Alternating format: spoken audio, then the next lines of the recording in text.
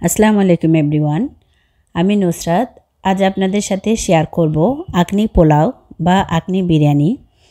এটা চট্টগ্রাম আর সিলেটের একটি জনপ্রিয় খাবার। আশা করব আপনাদের কাছে ভালো লাগবে। চলুন তাহলে শুরু করি। প্রথমে আমি একটি কড়াইতে প্রায় আধা কাপের মতো সয়াবিন তেল দিলাম। এতে আমি আস্ত গরম মশলা দিয়েছি, এলাচ, দারচিনি আর তেজপাতা। এবার এতে আমি প্রায় 1 কাপের মতো পেঁয়াজ কুচি দিলাম। এই পেঁয়াজটা হালকা একটু নরম হয়ে আসলেই আমি বাকি মশলাগুলো ব্যবহার করব। আঁকনি পোলাওয়ের পেঁয়াজটা বেশি লাল করা যাবে না, একটু সাদা সাদা থাকতেই এখানে মশলা দিয়ে দিতে হয়। আমি প্রায় 10 থেকে 12টা কাঁচামরিচ একটু হালকা কুচি করে এখানে দিয়েছি। এবার পেঁয়াজ আর কাঁচামরিচ একটু ভেজে নেওয়ার পর এতে আমি প্রায় 3 চা চামচ আদা রসুন বাটা দিলাম। আদা রসুনটা একটু ভেজে নিব যাতে কাঁচা গন্ধটা চলে যায়। এবার এতে আমি প্রায় 2 চা চামচ লবণ, 1 চা চামচ জিরার গুঁড়া, 1 চা চামচ ধনের গুঁড়া আর 1 চা চামচ করে জায়ফল জয়ত্রী গুঁড়া আর 1 চামচ আমি কালো গোলমরিচের গুঁড়া দিয়েছি। এই মশলাগুলো আমি ভালোভাবে একটু কষিয়ে নেওয়ার জন্য অল্প পানি দিয়ে আমি মশলাগুলো একটু ভালোভাবে ভেজে নিব।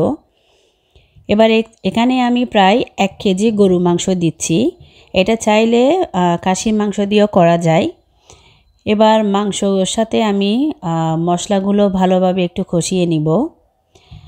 ভিউয়ার্স, আঁকনি পোলাওতে আমি আজকে লাল মরিচ আর হলুদ এই 2টা মশলা ব্যবহার করব না।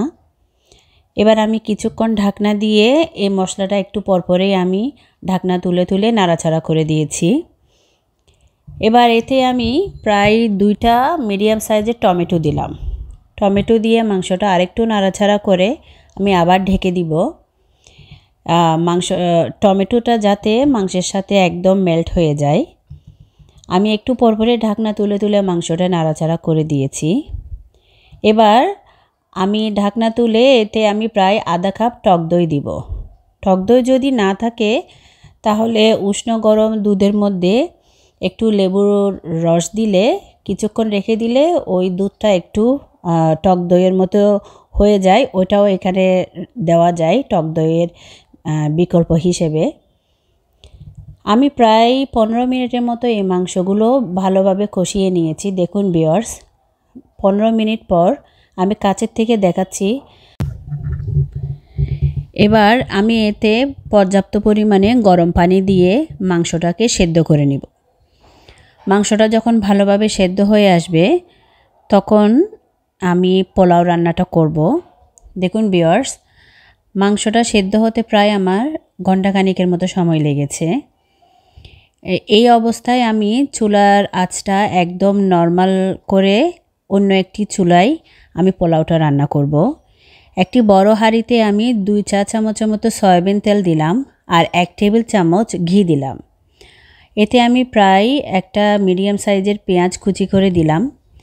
এবার পেঁয়াজটা একটু হালকা করে ভেজে এতে আমি 3-4টা এলাচ আর 2-3টা লবঙ্গ দিয়ে একটু ভেজে নিব। এই পেঁয়াজটাকেও আমি লাল করব না, একটু সাদা সাদা থাকতে এতে আমি আগে থেকে ধুয়ে রাখা পোলাও চাল, মটরশুঁটি আর গাজর দিলাম। এখানে আমি পোলাও চাল দিলাম প্রায় 3 কাপ আর গাজর আর মটরশুঁটি 1 কাপ করে দিয়েছি। লবণ দিলাম 2 চা চামচ। এবার চালের সাথে মটরশুঁটি আর গাজর ভালোভাবে কষিয়ে নিব।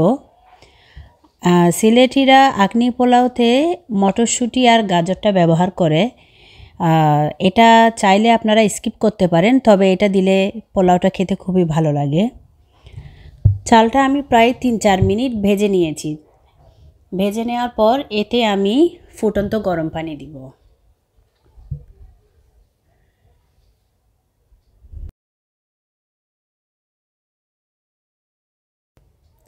আমি এখানে প্রায় 6 কাপের মতো গরম পানি দিলাম।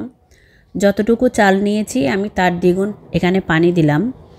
এবার ভালোভাবে নাড়াচাড়া করে আগে থেকে যে রান্না করা বিফটা ছিল সেটা আমি সম্পূর্ণটা এখানে দিয়ে আরেকবার একটু ভালোভাবে নাড়াচাড়া করে দিব, যতক্ষণ পর্যন্ত না এটা চালটা ভালোভাবে সেদ্ধ হওয়ার পর পানিটা একদম চালের সাথে লেগে লেগে আসে।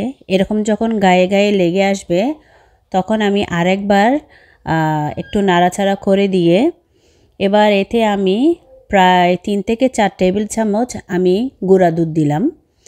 গুঁড়া দুধটা দিলে এই আঁকনিটা খেতে খুবই ভালো লাগে। যদি গুঁড়া দুধ না দেওয়া যায় তাহলে সেই ক্ষেত্রে পানির পরিমাণ 1 কাপ কমিয়ে ওই 1 কাপ আপনারা লিকুইড দুধ ব্যবহার করতে পারেন। এবার আমি উপর থেকে প্রায় 1 চা চামচের মতো একটু কেওড়া জল দিয়ে এটাকে আমি একটু দমে রেখে দিব। 10-15 মিনিট পর দেখুন ভিউয়ার্স, বিরিয়ানিটা একদম পারফেক্ট আর এটা অনেকটা ঝরঝরে হয়েছে। আশা করব আমার আজকের রেসিপি আপনাদের কাছে ভালো লেগেছে। আর এই আঁকনি পোলাওটা আসলে অনেক অনেক মজার, এটা আপনারা না করলে বুঝতে পারবেন না।